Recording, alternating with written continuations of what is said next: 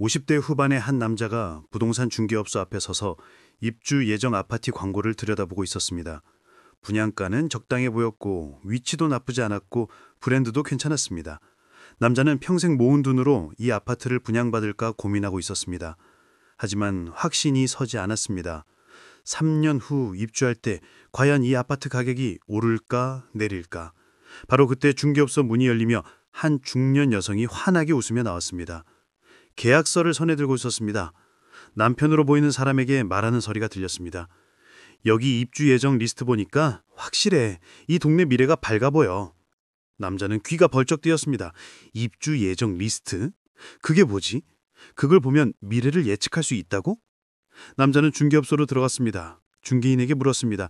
입주 예정 리스트가 뭐냐고, 그걸 어떻게 보는 거냐고 말입니다. 중개인은 웃으며 대답했습니다. 아, 그거요? 그걸 모르고 짐을 사시면 안 되죠. 그게 바로 그 동네 미래를 보여주는 지표거든요. 남자는 놀랐습니다.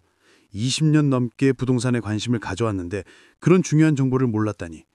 중개인은 컴퓨터를 켜서 한 사이트를 보여줬습니다. 거기에는 앞으로 1년, 2년, 3년 후에 입주할 아파트들이 빼곡히 나열되어 있었습니다. 단지 이름, 세대수, 입주 시기, 위치까지 자세히 나와 있었습니다.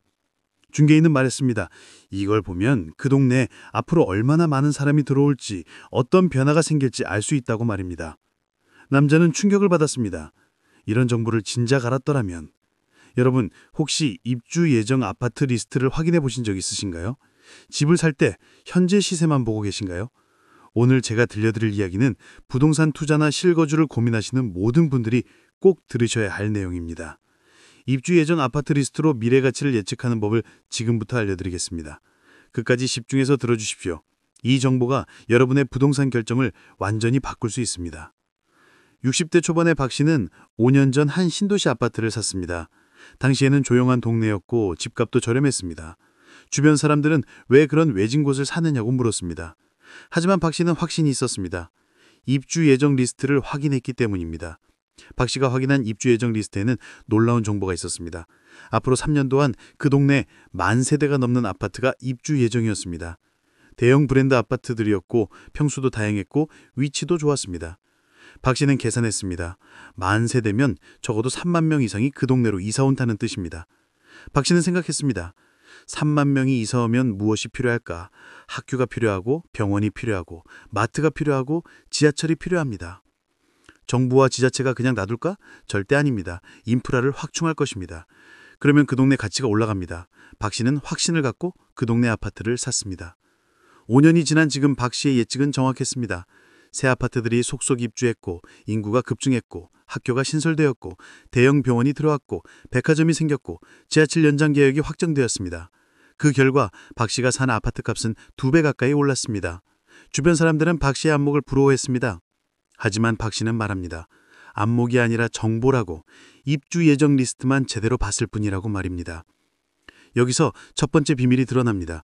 입주 예정 리스트를 보면 그 동네의 미래 인구를 예측할 수 있습니다. 많은 세대가 입주 예정이라면 그 동네는 성장할 가능성이 높습니다. 반대로 입주 예정이 거의 없다면 정체되거나 쇠퇴할 수 있습니다. 미래 인구는 곧 미래 가치를 결정합니다. 50대 후반의 김 씨는 두 지역을 놓고 고민했습니다. 둘 다 비슷한 가격대였고 현재 인프라도 비슷했습니다.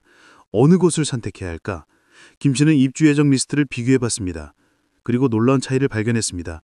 첫 번째 지역은 앞으로 3년 동안 입주 예정 아파트가 3,000세대 정도였습니다. 대부분 중소형 평수였고 브랜드도 중간급이었습니다. 반면 두 번째 지역은 같은 기간 동안 8,000세대가 입주 예정이었습니다. 대형 브랜드가 많았고 평수도 다양했고 특히 대평수 아파트 비중이 높았습니다. 김 씨는 두 번째 지역을 선택했습니다. 이유는 간단했습니다. 대형 브랜드와 대평수 아파트가 많다는 것은 경제력 있는 사람들이 많이 이사 온다는 뜻입니다. 그러면 그 동네 상권이 좋아지고 교육 환경이 개선되고 전체적인 동네 분위기가 업그레이드 됩니다. 김 씨의 판단은 정확했습니다. 3년 후 두 번째 지역은 급성장했습니다. 대형마트가 들어왔고 좋은 학원가가 형성되었고 프랜차이즈 음식점들이 속속 들어왔습니다. 동네 전체가 활기를 띠었고 집값도 크게 올랐습니다. 반면 첫 번째 지역은 그저 그랬습니다. 인구는 조금 늘었지만 상권은 별로 발전하지 않았고 집값도 소폭 상승에 그쳤습니다. 김 씨는 말합니다. 입주 예정 아파트의 질을 봐야 한다고. 단순히 세대수만 볼 게 아니라 어떤 브랜드인지, 어떤 평수인지, 어떤 사람들이 들어올지 생각해야 한다고 강조합니다. 그것이 그 동네의 미래 수준을 결정한다고 말입니다. 두 번째 비밀입니다. 입주 예정 아파트의 질이 중요합니다. 대형 브랜드, 대평수, 많은 세대수는 높은 구매력이 가진 사람들이 유입된다는 신호입니다.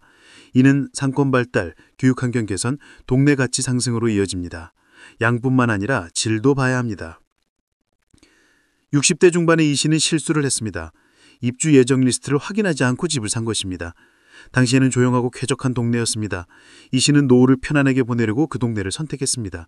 하지만 입주하고 1년 후 상황이 완전히 달라졌습니다. 이 씨가 미처 확인하지 못한 것이 있었습니다. 바로 옆 구역에 초대형 아파트 단지가 입주 예정이었던 것입니다. 2만 세대가 넘는 규모였습니다. 입주가 시작되자 동네가 혼잡해졌습니다. 도로는 막혔고 주차 공간은 부족했고 소음이 늘었습니다. 더 큰 문제는 학교였습니다. 갑자기 학생 수가 급증하면서 기존 학교들이 과밀해졌습니다. 학급당 학생 수가 급증했고 교육 환경이 나빠졌습니다. 학부모들은 불만이 많았고 동네 분위기가 좋지 않았습니다. 이 씨는 후회했습니다. 입주 예정 리스트를 확인했더라면 이런 문제를 예상할 수 있었을 텐데 말입니다. 이 씨의 친구는 같은 시기에 집을 샀지만 입주 예정 리스트를 꼼꼼히 확인했습니다. 주변에 과도한 입주 물량이 없는지, 기존 인프라가 감당할 수 있는 수준인지 따져봤습니다.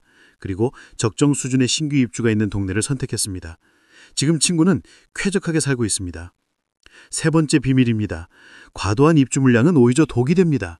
기존 인프라가 감당할 수 없을 정도로 많은 세대가 한꺼번에 입주하면 교통 혼잡, 학교 과밀, 주차 문제 등이 발생합니다. 적정 수준의 입주 물량인지 확인해야 합니다. 많다고 무조건 좋은 것이 아닙니다. 50대 중반의 최 씨는 입주 예정 리스트를 보면서 또 다른 것을 발견했습니다. 입주 시기의 분산입니다. 어떤 동네는 1년 안에 모든 아파트가 한꺼번에 입주 예정이었습니다. 반면 다른 동네는 3년에 걸쳐 분산되어 입주 예정이었습니다. 최 씨는 후자를 선택했습니다. 이유는 명확했습니다. 한꺼번에 입주하면 충격이 큽니다. 갑자기 인구가 폭증하면 인프라가 따라가지 못합니다. 반면 분산되어 입주하면 단계적으로 대응할 수 있습니다. 학교를 하나씩 짓고 도로를 확장하고 상권을 발전시킬 시간이 있습니다. 최 씨의 선택은 현명했습니다. 입주가 단계적으로 이루어지면서 동네는 안정적으로 성장했습니다. 매년 새로운 상점이 생겼고 학교가 신설되었고 교통편이 개선되었습니다. 급격한 변화 없이 꾸준히 발전했습니다. 주민들은 만족했고 집값도 안정적으로 상승했습니다. 반면 한꺼번에 입주한 동네는 혼란스러웠습니다. 초기 몇 년간 극심한 불편을 겪었고 그 기간 동안 집값도 정체되었습니다. 나중에는 회복되었지만 초기 입주자들은 고생을 많이 했습니다. 최 씨는 말합니다. 입주 시기의 분산도 중요하다고, 단계적 입주가 안정적 발전을 만든다고 강조합니다. 네 번째 비밀입니다. 입주 시기가 분산되어 있는지 확인하십시오. 한꺼번에 몰려 입주하면 초기 혼란이 큽니다. 3년 정도에 걸쳐 분산되어 입주하는 것이 이상적입니다. 단계적 성장이 안정적 가치 상승을 만듭니다.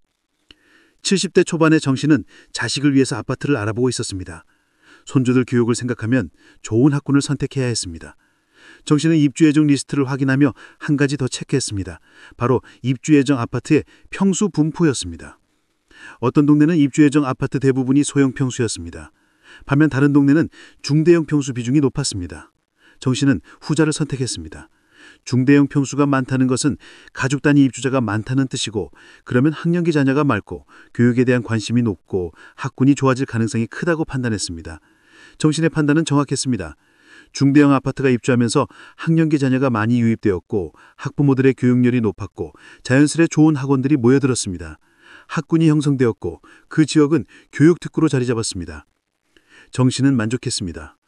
손주들이 좋은 교육 환경에서 자랄 수 있게 되었습니다. 다섯 번째 비밀입니다. 평수 분포를 보면 어떤 사람들이 유입될지 예측할 수 있습니다. 소형 평수는 신혼부부나 1인 가구, 중대형 평수는 가족 단위 입주자입니다. 교육 환경을 중시한다면 중대형 평수 비중이 높은 곳을 선택하십시오. 지금까지 5가지 비밀을 말씀드렸습니다. 미래 인구 예측, 입주 아파트의 질, 적정 입주 물량, 입주 시기 분산, 평수 분포입니다. 이 5가지만 제대로 파악해도 그 동네의 미래 가치를 상당히 정확하게 예측할 수 있습니다. 그렇다면 입주 예정 리스트는 어디서 확인할 수 있을까요? 가장 쉬운 방법은 부동산 정보 사이트를 이용하는 것입니다. 대부분의 사이트에 입주 예정 정보가 있습니다. 지역별로 검색하면 앞으로 1년, 2년, 3년 동안 입주할 아파트들이 나옵니다. 단지 이름, 세대수, 평수, 브랜드, 입주 시기까지 자세히 나와 있습니다. 중개인은 말했습니다. 이걸 보면 그 동네에 앞으로 얼마나 많은 사람이 들어올지, 어떤 변화가 생길지 알 수 있다고 말입니다. 남자는 충격을 받았습니다. 이런 정보를 진작 알았더라면. 여러분, 혹시 입주 예전 아파트 리스트를 확인해 보신 적이 있으신가요? 집을 살 때 현재 시세만 보고 계신가요? 오늘 제가 들려드릴 이야기는 부동산 투자나 실거주를 고민하시는 모든 분들이 꼭 들으셔야 할 내용입니다. 입주 예정 아파트 리스트로 미래 가치를 예측하는 법을 지금부터 알려드리겠습니다. 끝까지 집중해서 들어주십시오. 이 정보가 여러분의 부동산 결정을 완전히 바꿀 수 있습니다.